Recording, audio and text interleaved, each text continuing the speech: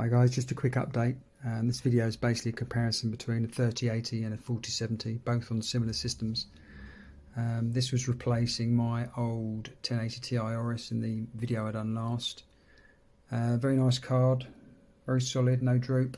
A quick note, all these fans have been replaced since the original build. They all failed on the LEDs, they started to turn yellow. Placed free of charge by Lee, very well done there. Yeah, still very pleased with the system, runs very cool and efficient. And no dust at all, absolutely fantastic filters on it. So yeah, very happy with that. So basically the comparison test today is I purchased a 4070 for my son's computer upstairs, which has the same spec, same platform, and just doing a comparison with what it performs, watts and so on. So scoring here on user benchmarks 198, 104, 196. Graphics cards is about 187 normally, but 200% there.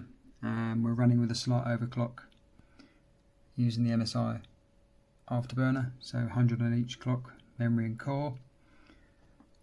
There's the bandwidth, 320 on the 380. And basically there's the cores of the CPU, goes to 5.1 megahertz. Cooling's very good. Maximum temperature of the GPU is 61. Where there is a bit of a high thing is the GPU runs about 90 watts, 95 watts during normal watching YouTube and so on, and maximum 331 watts during gaming. I see that hover about 300 watts, so can be quite expensive over the year.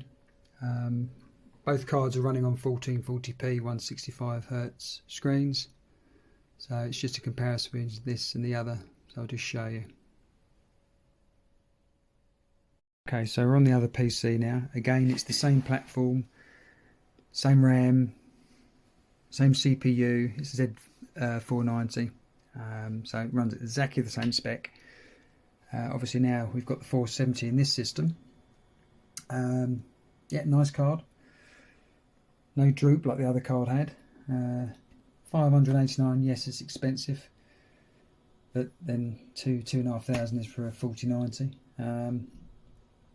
Little bit annoyed really that the GeForce logo doesn't light up. There's no LEDs in the card, but blank in the system.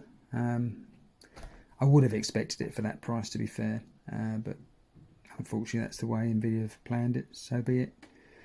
So on to what we're talking about now, the difference between the two.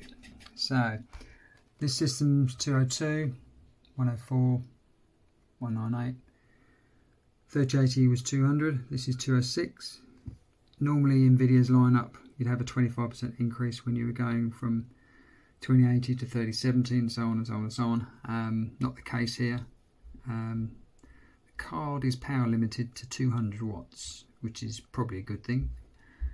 If we come over here, we have the same overclock using the MSI Afterburner, 2475 stock, both 100 on core, 100 on memory. Interesting thing is obviously you notice the bandwidth difference. You've gone from 320 down to 192. Does that affect 1080p, 1440p? No, not really. 4K, yes. 4 times the detail being fed through than 1080p. You're going to struggle with that smaller bandwidth.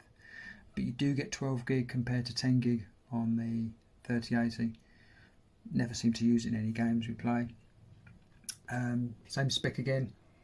Interestingly, the maximum temperature on the GPU was 54, and we run about 25-30 watts, running obviously 3 screens, compared to 3080 running 95 to 100 watts, so it's 4 times cheaper basically, or 4 times less wattage. Interesting enough,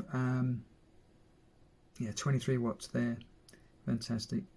We have 192 watts maximum compared to I think it was 326 or 330 on the 3080. The actual core clock did boot up to 2,880, which is astonishingly high. I think the 3080 was 2,055. So what am I saying? Yeah, if I get rid of my 3080 and put a 4070, I actually get a 2 or 3% increase in performance, get more memory, runs, it worked out about 145 during gaming, where my 3080 would run about 280 to 300 in gaming. So, you know, half the power. I get rid of my 3080 and the 1080 Ti and the other two in the other systems. I could potentially drop from near enough 1,000, 1,200 watts right down to about 580.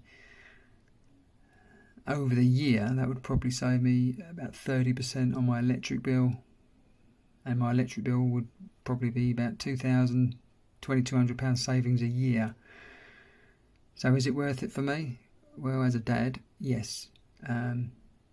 Yeah, I can save that money. I think I'm going to end up buying 470s for all of them. Resell the other card to get the money back a little bit on that. Is it a good card? Yes. Overpriced? Slightly. But that was just basically the comparison, really. Just at those temperatures and that wattage. It's a no-brainer for me. I hope this helps anybody who's been asking. Thank you for watching once again. See you soon.